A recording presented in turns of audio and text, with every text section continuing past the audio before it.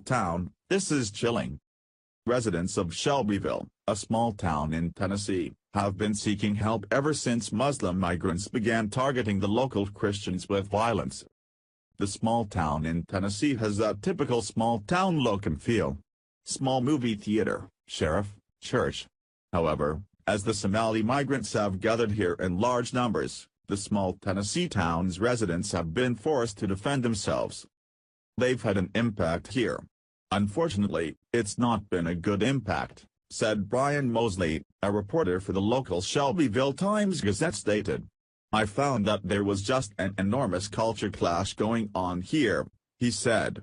The Somalis were, according to a lot of the people I talked to here, were being very, very rude, inconsiderate, very demanding. They would go into stores and haggle over prices.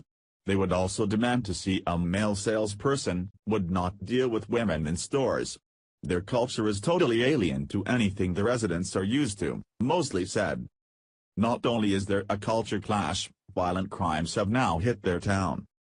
Several months ago, the liberal media completely whitewashed a series of events where 3 churches were shot up by Muslims.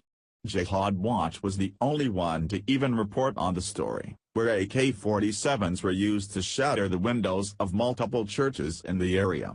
They reported, a Muslim shoots up 3 churches and nothing is said about his motive or his Islamic identity.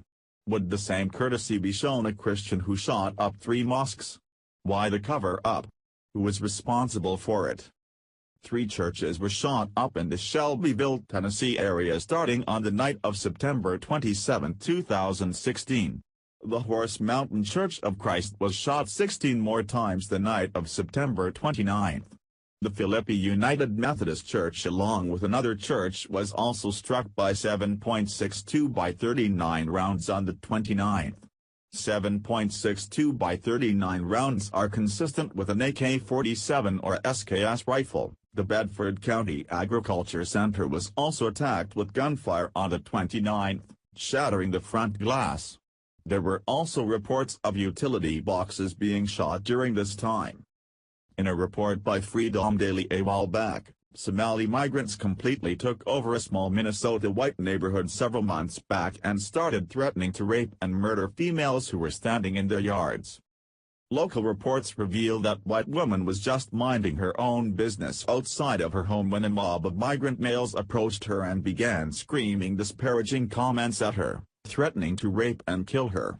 KSTP-TV interviewed the victim, where she relayed her horror about the incident that transpired in her neighborhood.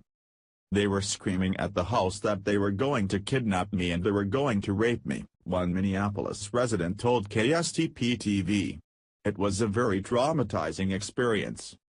The unnamed woman wasn't the only one targeted with the barrage of terroristic threats, as the mob made their way around the upscale neighborhood yelling comments at numerous homeowners, while driving their vehicles onto the sidewalks and lawns while shooting off bottle rockets and screaming. We can't stand for this. It may not be your town USA, but if it continues like this, it may just be. We must stand up for our rights as Americans. We must fight tooth and nail to stop Somalians and other Muslims to be able to come into our country and especially take over our cities. President Trump has vowed to help with this and we as Americans must stand together and do our part. If this is as infuriating for you as it is for us, please share and let your local representatives know that we will not stand for this.